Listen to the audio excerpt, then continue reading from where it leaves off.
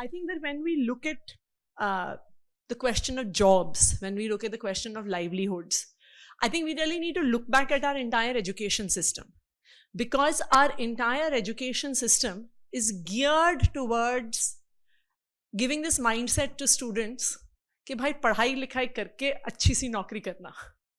And this is the mindset that is given to all our students. And कि भाई पूरा purpose education का इतना ही है कि हमें एक नौकरी ढूंढनी है, प्रेफरेबली वो भी सरकारी नौकरी.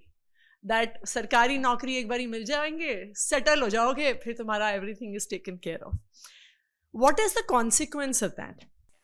The consequence of that is these kind of headlines that we see in the newspaper quite regularly. We see the fact that one government advertises 62 positions for a PN, which requires the qualification of being 8th standard pass or 10th standard pass. And you see the fact that 93,000 people apply for these 60 odd positions, some of whom have PhDs, many of them who have BAs, MAs, NCOMs, for a position that might require only 10th standard as the qualification. And this is not a one-time thing. We periodically see headlines like this appearing in newspapers. Every few months, a headline like this makes it to the front page of all national newspapers. Now, why is this happening? This is happening basically because हमारा education system ये mindset दे रहा है कि भाई हमें करना क्या है, इसके बाद नौकरी ढूंढनी है.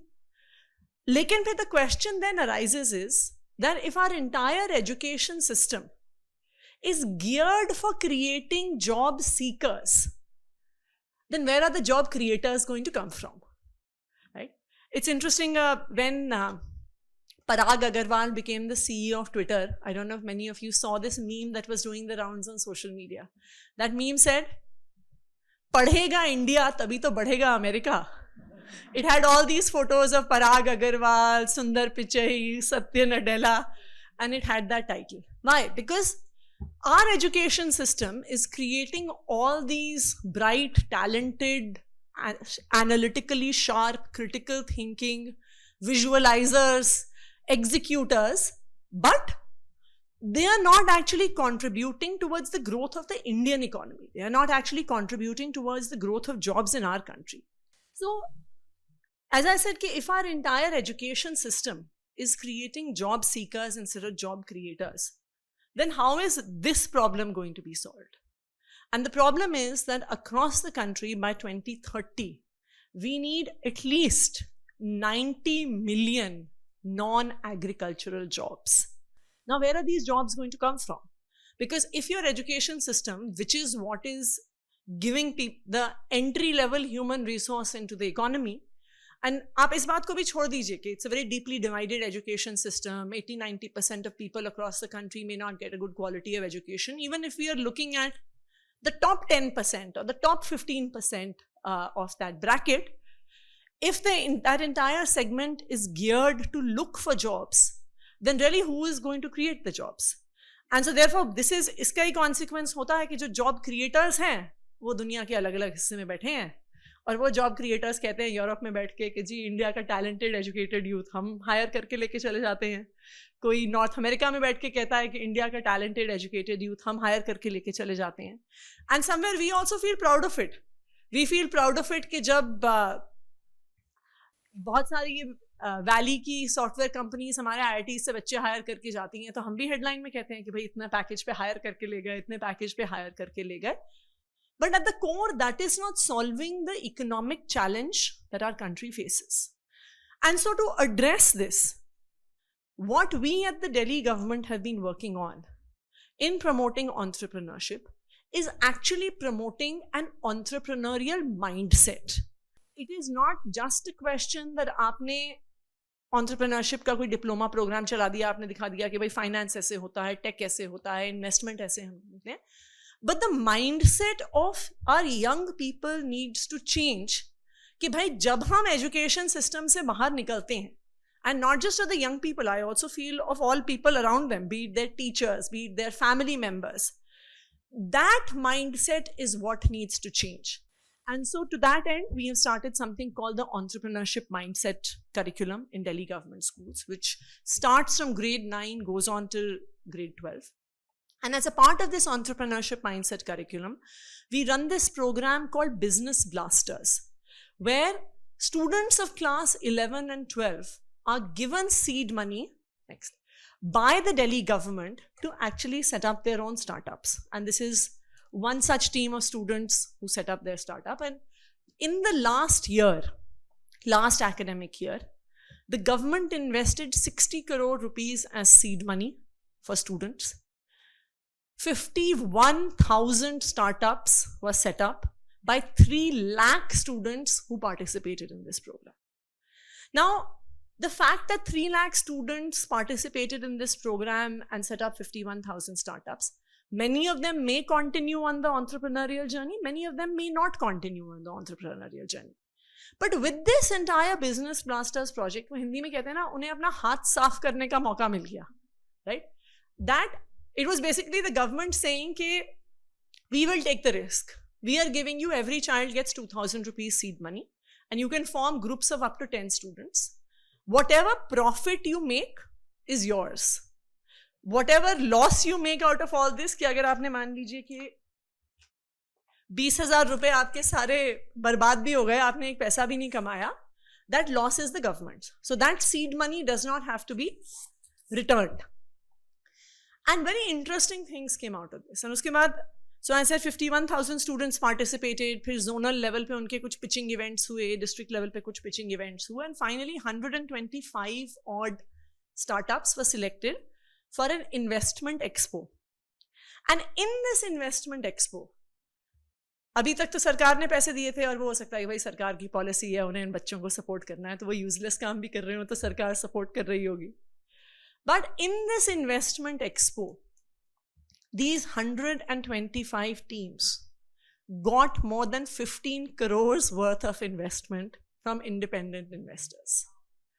These are people from the market. We sent out invitations to people from different sectors who came, attended the program, saw it, and committed money to the students. And there were lots of interesting things. जब वो investment expo चल रहा था, so it was like this, a trade fair is set up. And so you're going and talking to some of the students. So I asked this group of students कि क्या रहा तुम्हें कुछ investment मिला. कहता हाँ मैम, कोई आए थे, वो 10 लाख का प्रॉमिस करके गए थे, पर अभी हमने डिसाइड नहीं किया है कि हम लेंगे कि नहीं लेंगे. मैंने कहा अच्छा. कहते नहीं, पहले हमें उनकी इन्वेस्टमेंट की सारी टर्म्स एंड कंडीशंस समझनी होंगी कि उनको कितनी इक्विटी देनी है, उनको कितनी इक्विटी नहीं देनी है हमारे बिजनेस में. उसके बाद हम डिसाइड करेंगे कि हमें वो 10 लाख का इन्वेस्टमेंट चाहिए कि नहीं चाहिए. I was amazed that students of class 11 and 12 from a Delhi government school are now beginning to understand this language. There was another group of students, I don't know if they are in this photograph or not, we run this even as a TV show. And so in one of these episodes, one investor asked this team, a startup that was making low-cost Bluetooth speakers. They said, how are you going to scale this up? You're only a team of 7-8 people. How are you going to manufacture it? If you were to invest money in your venture, how will you scale this up and take it forward? So this girl who's in class 12 says with great confidence that, sir, इस बारी जो IIT Delhi का electrical engineering का batch pass out करेगा, वहाँ से हम 2 लोगों को हायर करेंगे. अपनी कंपनी में रखेंगे पूरा इस मैन्युफैक्चरिंग को ओवरसी करने के लिए. For a child whose contemporaries are all preparing for the IIT JEE exam, to now have the confidence that their plan for expanding their business is to hire 2 students who pass out of IIT Delhi, goes to show that these children now have the confidence that they can do it. And I think this is really what has changed. I don't know how many of them will go far with their businesses. Some of them I suspect will go really far. We had this one startup called Mystic Dates. These students have created these caffeine-free beverage which tastes like coffee. And just a few days ago, I saw a photograph of the kids who run this startup with the head of the ITC beverages retail section. So they have managed to make it to there, make contact with them, and see how it can be taken forward. But I think that the biggest confidence that the students now have, कि जब हम school से बाहर निकलेंगे, जब हम अपनी पढ़ाई खत्म करेंगे, तो हमें नौकरी की लाइनों में नहीं लगना है. हम नौकरी देने वाले बन सकते हैं. And I think this really is the biggest outcome of the Business Blasters program, that from our education system, we are now being able to produce young people, educated youth, who have the confidence कि हम नौकरी ढूंढने वाले नहीं, नौकरी देने वाले बनेंगे. So this is a photograph of one of the investment expo that I was talking about, and you have these two entrepreneurs. They are the founders of this venture called Suta Sarees, and they came to invest. They came to our investment expo, and they are speaking to this team of young people. And we used to often joke when we used to see these young business blasters programs. So हमारे कुछ colleagues हम ये मजाक करते थे कि देखो, this is our only chance of becoming millionaires. We should invest in one of these projects, one of these startups. और उतने पैसे तो हमारे पास हैं जितने इनको चाहिए, और इनमें से कुछ लोग तो definitely बहुत आगे जाएंगे. And I'm sure that this is exactly what is going to happen. Moving on from entrepreneurship to skilling, which also continues to be one of the biggest gaps that our economy faces. Skilling की भी आपको एक interesting बात बताती हूँ. हमने एक बारी अपना ITIs और polytechnics, which are really the central mechanism by which skilling has been done in this country for many years. हमने एक बारी उसका एक review किया कि what programs run, etc. So I forget which trade it was, but in one of our ITIs, we asked वहाँ की faculty or principals कि जी ये trade तो market से ही बाहर चला गया, ये तो production अब ऐसे होती नहीं है, तो why are we continuing this program? So we were told by the principal of that ITI, वो मैडम 10 साल पहले उसकी लैब बन गई थी ना हमारी, और हमने उसकी मशीनें खरीद ली हैं, तो क्योंकि हमने मशीनें खरीद ली हैं और क्योंकि उसकी लैब बन गई है, हम उस स्किलिंग प्रोग्राम को कंटिन्यू कर रहे हैं. Second, there was another such program for stitching and tailoring, and again we were speaking to some of our faculty, and we said that now a lot of garment manufacturing happens on a much greater mass scale. So either you have this designer segment, जहाँ से fashion technology वगैरह की line से, design की line से लोग जा रहे हैं, या you have large scale garment manufacture. Now where is the space in the economy for this tailoring? So told कि actually वो हमारी tailoring की कुछ permanent positions और उसके professor है ना, तो इसलिए हम उसकी वजह से, because we have hired permanent staff who will retire now at the age of 65 and who are on full government salary and pension, etc. Therefore, we are continuing these programs. The students who come out of that program have no access to jobs because the skill that they are learning, the vocation that they are learning is not required in the market anymore. But our system, our skill education system, our vocational education system is not geared towards responding to the market. Market आपको बार बार क्या कह रही है? Market आपको बार बार ये कह रही है कि skill gap is the biggest problem that we are facing. If you just see the numbers that have gone up from 2020 to 2022, in 2020, data tells us that Indian companies had identified skill gap as their greatest barrier, representing 34% of challenges. By 2022, this has risen to 60%.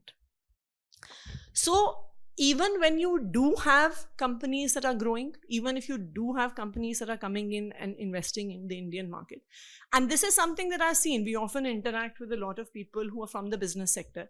So on the one side, our country faces the problem of unemployment, that you have a very large number of young people who are educated and unemployed.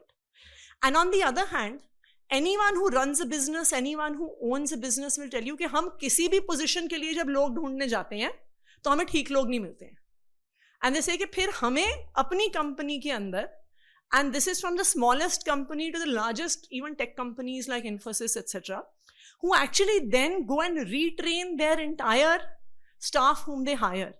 In fact, there was this one survey which said that only 8% of engineering graduates actually meet the requirements of their employers. So even though employers may employ them thinking कि भाई हमने इन्हें एक अच्छी जगह से hire कर लिया है, it is now very clear that they also, all employers know that we will need to reskill them. So what is it that we have been doing for the last few years in the skilling sector. So in the last few years, we have looked to transform the entire skilling ecosystem by bringing in a lot of our ITIs, polytechnics, etc. into the ambit of what we call the Delhi Skills and Entrepreneurship University. And one of the main focus areas of the Delhi Skill and Entrepreneurship University is that our courses are not going to run based on ji lab बन गई 10 साल पहले या teachers hire हो गए 15 साल पहले. Our courses are going to run designed on what is the need of the market. And so now we at the moment have more than 6,500 students studying in our Delhi Skill and Entrepreneurship University in undergraduate and diploma programs. But these programs are not designed by faculty who are sitting in the campus, have nothing to do with the industry ecosystem, but designed on the table with the industry. And so there are many industries that despite where courses are commonly run in many ITIs, polytechnics, that we have actually chosen to stop and chosen not to run because we feel कि वहाँ पे बच्चों का कोई future नहीं है. And in discussion, in conjunction with industry, a number of courses have been set up. And हमारे courses में, like for example, our students who are doing, so we run a number of BBAs, BComs, BAs. So like we run a BBA in retail management, BBA in facilities management. We run a Bachelor's of Art in Digital Media and Design. Now, each of these courses has been designed with industry partners. So for example, now our retail course, from the day the students start their program, they spend 50% of their time in the industry. And so you have brands like Starbucks, Hamleys, Bibas, etc., where the students are spending 50% of their time from day one. And so they're not just sitting in the classroom, they are preparing themselves for the industry, and for the industry as well.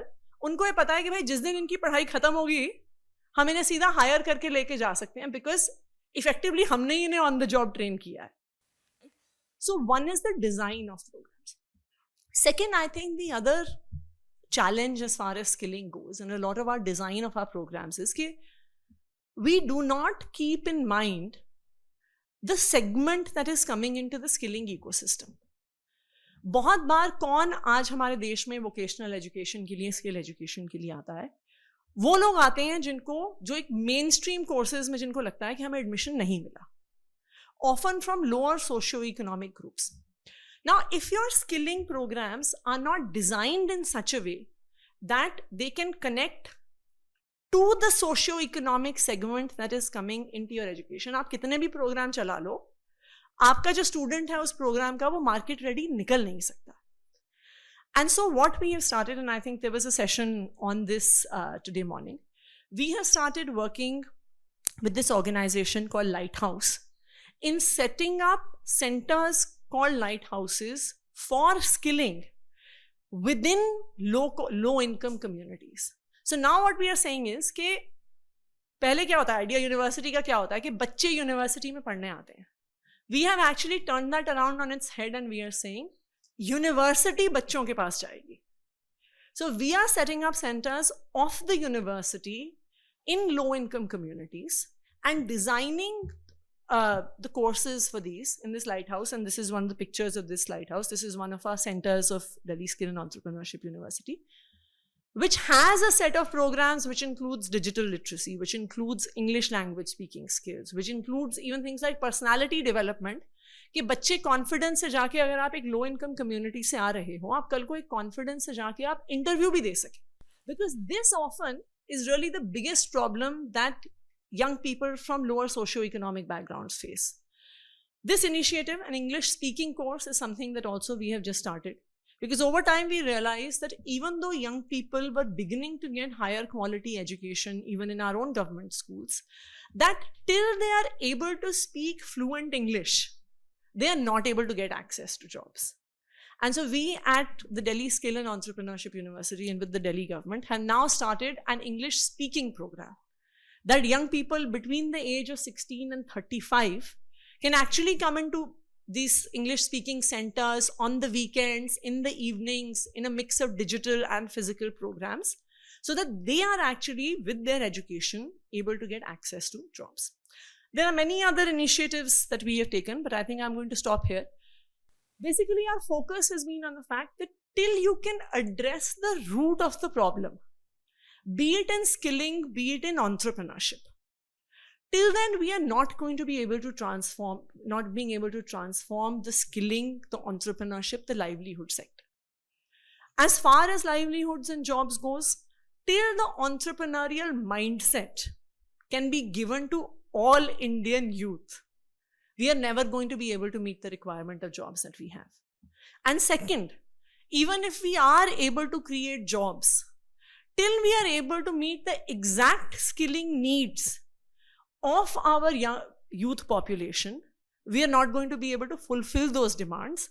And that is the reason why skilling programs need to be not just designed with the market in mind, but also designed with our target audience in mind. Thank you.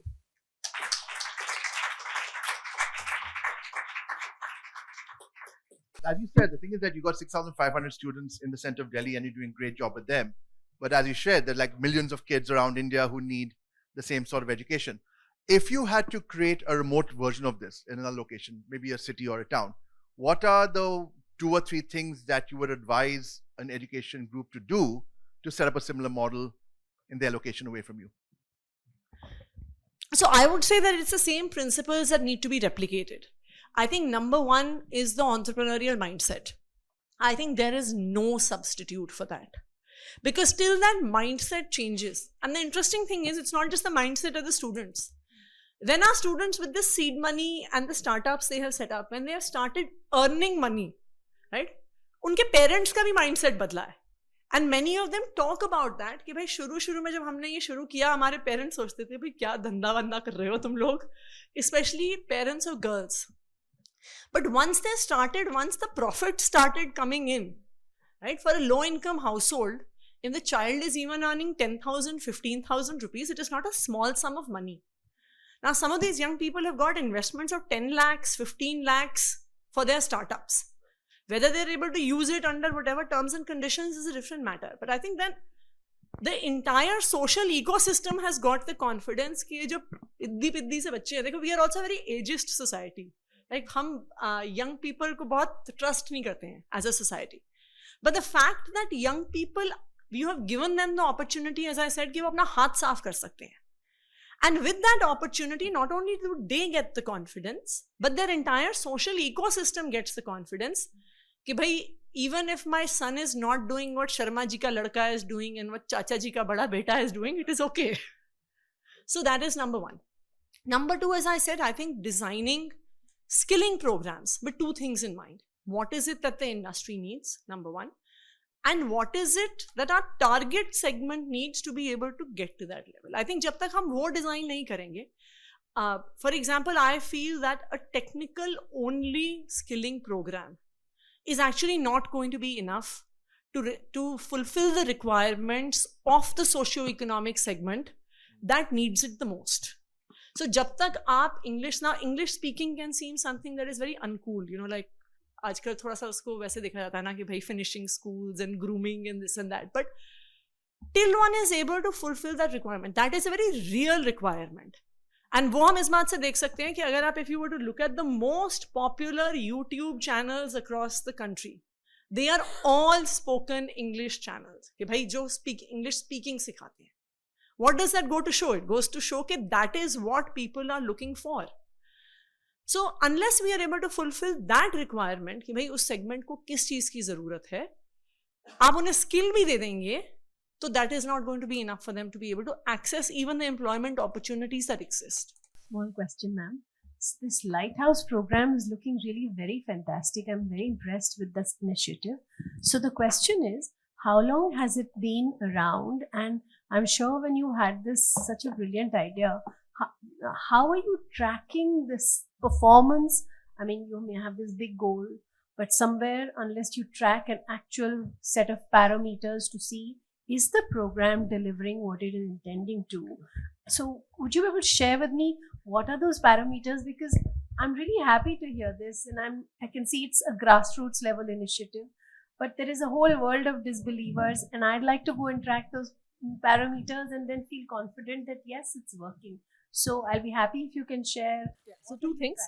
Number one, this initiative was actually first of all tried in Pune by this group called Lighthouse Communities. And so they have done a series of these lighthouses there in Pune. In Delhi, this is a program that we have just started. One lighthouse was made functional 3 months ago, and one was the photograph that you saw was inaugurated a couple of weeks ago. I actually visited one of these lighthouses in Pune. And the interesting thing is that, so while a lot of indicators are tracked in terms of when the students come in, multiple tests in terms of one, their English speaking, their digital literacy, be it specific skills, confidence levels, etc. But I would suggest that the thing that is going to convince you or any disbeliever the most is to come there and interact with the students there. I think because जैसे जो lighthouse अभी one of the lighthouse that has started is in Govindpuri area in South Delhi, in this JJ camp called Bhumihin camp, right? Very Bhumihin camp, very low income community, runs in one of the Basti Vikas Kendras of that area. So if you were to, आप वहाँ पे आएंगे और देखेंगे कि you can see the socio-economic segment that those children are coming from. And if you were to see the confidence level of the students who have been through this program, I think that will answer all your questions. हम उसमें से सुबह, in fact, in a morning session, there were some students from the lighthouse who were here. Yes, exactly. So I think that really, what is it that the students have learned? And I would actually urge all of you to come and see it in context. Because when you see the students sitting here in the India Habitat Center, you do not realize the kind of lack of privilege that these young people are coming from. And तो मुझे लगता है खासकर कि I feel that many of us, most of us who work in this segment, we are all coming from very comfortable homes and backgrounds. And we don't know what it means when women don't have access to running water supply, what it means when people don't have toilets in their own homes, what it means when the road तो क्या है जो गली होती है घरों के बीच में, that is not even maybe about this wide between one door and another door. What it means that a family of 10 people is living in a room that is 12 feet by 12 feet. So the fact that children are coming from these backgrounds and then having the kind of confidence levels and skills that they do, I think that is. I'm Mahesh. I used to be an ex-Nudster. I used to work at the Nudge. Right now I work for an education startup.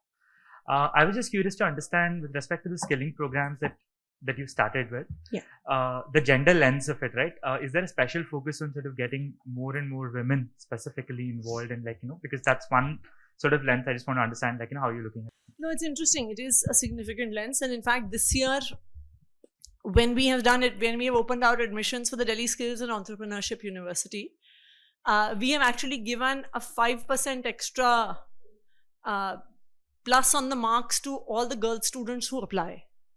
Basically, because the fact is that when you look at any form of higher education, one can see that the numbers are extremely skewed in terms of the girls who actually access higher education. And even for our own Delhi Skill and Entrepreneurship University, I think the number is 30 or 35% girls and 65 to 70% boys. And this is the case when you have a couple of our campuses are only all women campuses. So if we were to take those out, then the number becomes even more skewed against women. So I think one of the things that I feel is important in terms of making sure that women have access to education is making sure that education, higher education, is available as near as possible to their homes. Because if their access to higher education is available within a few kilometers, then parents feel the confidence that हम अपनी बेटी को भेज सकते हैं. That is number one. Number two is another factor which, although we have already taken some steps on, one of the other factors that hinders girls' access to higher education is the cost of travel.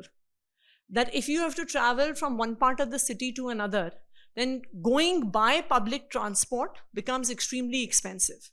And so that cost also becomes prohibitive. If parents feel that they have to invest in the apart from the fees, if they have to invest in the education of a child, they would rather do it for their son.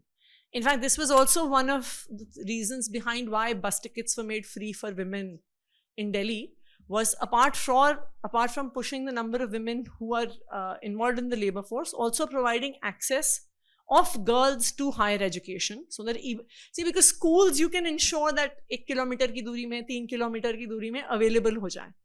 But for higher education institutions which are also specialized, that kind of access is very difficult to ensure, and therefore transport becomes all the more important. And third, as I said, if you bring it close in terms of the lighthouse project that the university is doing, that you bring the university closer to the community. So that also then becomes a stepping stone. Once they have been to a place like the lighthouse, then even in terms of once the parents and their family also see how their skill set has increased, then their confidence for sending them to a higher education institution also increases.